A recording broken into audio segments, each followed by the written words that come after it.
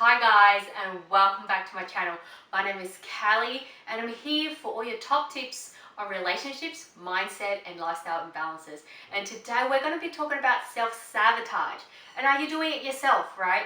And I know this for firsthand because I used to self-sabotage myself all the time, not achieving the things that I want and not just reaching the goals that I actually want and after, right? And I've learned all these tips and tricks, and now I'm going to show you professionally and through personal experiences what this is all about. And by the end of this video you will know what self-sabotage is and if you are doing it yourself. So let's dive right into it. What is self-sabotage, right? Now, we have things that are really important to us, like goals, tasks, dreams, and these are priority. But somehow, consciously or unconsciously, we do things to ruin the process for us achieving those things via either self-doubt, procrastination, the self-talk that we do to ourselves, doing something else other than the things that are important to us, right?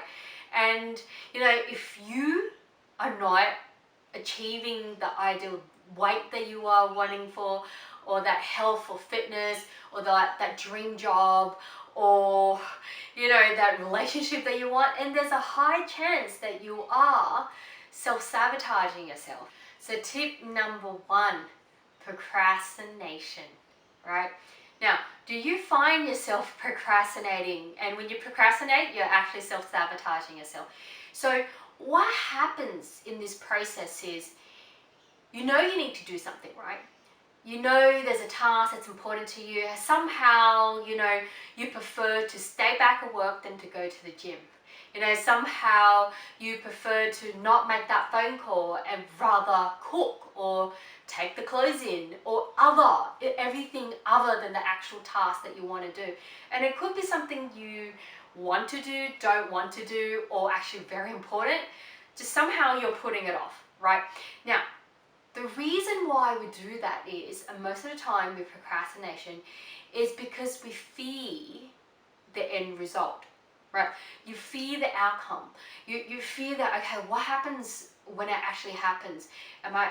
What if I fail, right? What if it didn't turn out the way that I wanted? What if it goes backwards? What if, I get hurt? And the outcome and the fear and the end result seems so daunting that you rather not actually give it your full heart or full effort. And tip number two, now this is about congruency, right? How congruent is what you're after and how you feel about this thing that you're after, right? Now, what I mean by this is, your head can tell you, yes, I want A, B, C, D. I want the world. I want this much money. I want this type of relationship. I want, this type of health and, this type of house and that car. But the fact is, inside, does it actually match that? Because inside really reflects how you are now. So inside, if you're feeling unworthy, undeserving, and you feel like, what's the point of having a big house if I'm by myself? What's the point of a great relationship if I don't have time to nurture it? What's the point of, being happy if, I have nothing to be happy about?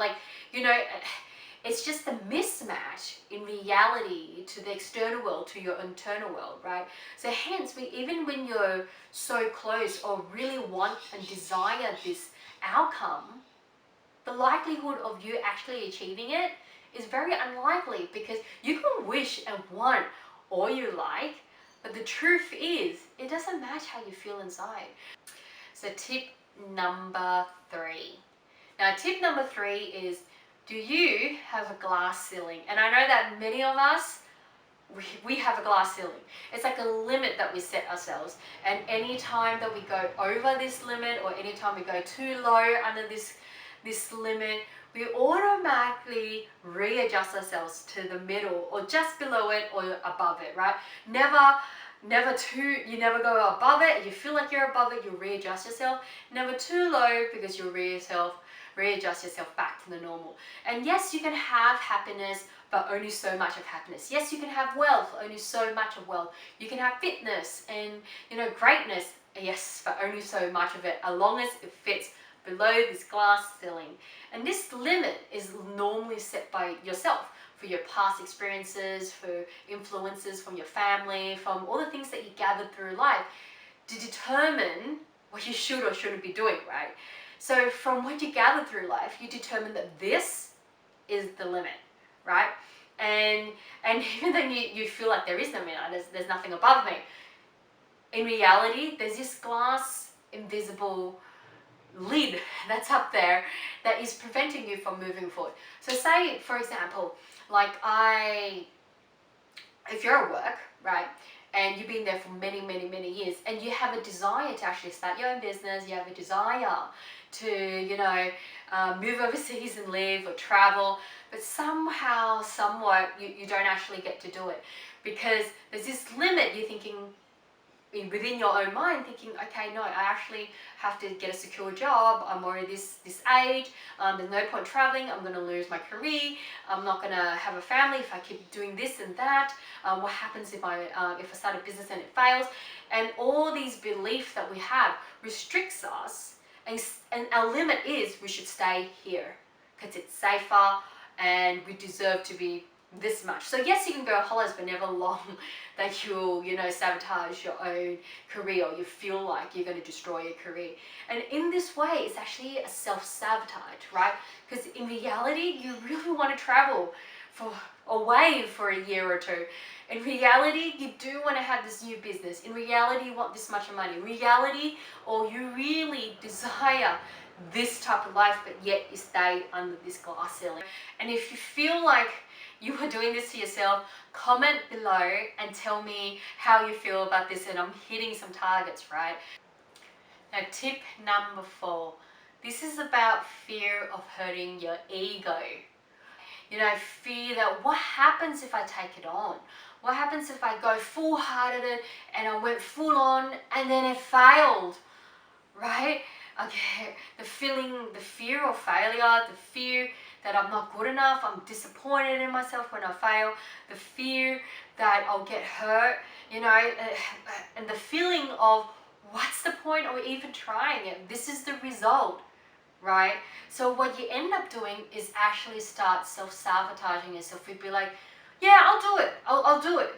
And like I mentioned before, you do it half-heartedly, or you don't give it your best. So besides, if I don't give it my best, or I do it half-heartedly, and if I fail, it's okay, because I didn't really try. It didn't really matter to me. Didn't want to get hurt, then there's a high chance that you are actually self-sabotaging yourself by not hurting your ego, right?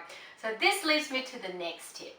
The next tip is, are you getting too comfortable? And the thing is about comfort, and if you're already feeling pain in what you are doing now and you want to change and just decide to stay where you are, then it is best to actually get out of your comfort zone, because it actually does not, and I mean does not actually get any better. It actually makes it worse. The longer you stay in the current situation and feeling that pain or guilt or hurt or suffering, however you're feeling now, the worse it's going to get and harder it is for you to get out. Because the comfort zone is not a growth zone, right? For you to actually grow, we are humans, right? We are meant to grow. We are meant to expand. We're meant to, reach higher levels. And that's part of our revolution or evolution as a human.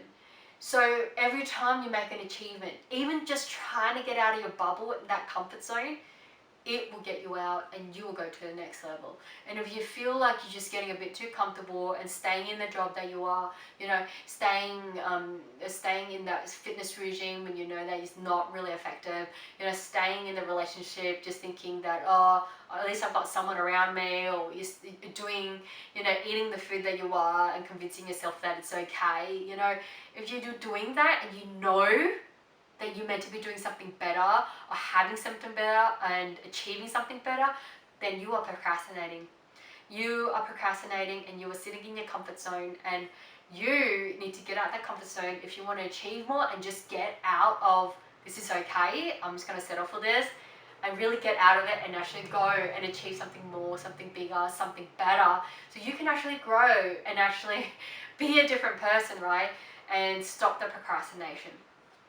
So with all the tips that I've given you so far, you know, these about procrastination, about the sabotaging yourself, like, you know, glass ceiling, congruency, and all the other tips that I've given you, if you feel like that some of these are hitting home, you know, and you feel like all this is, okay, I'm doing some of them, then you need to start reflecting on these things and actually say, okay, when do I actually physically do these things, right? Do I do these things as soon as I hear the door open? Do I do when I have to get, like, when the alarm starts in the morning, you know?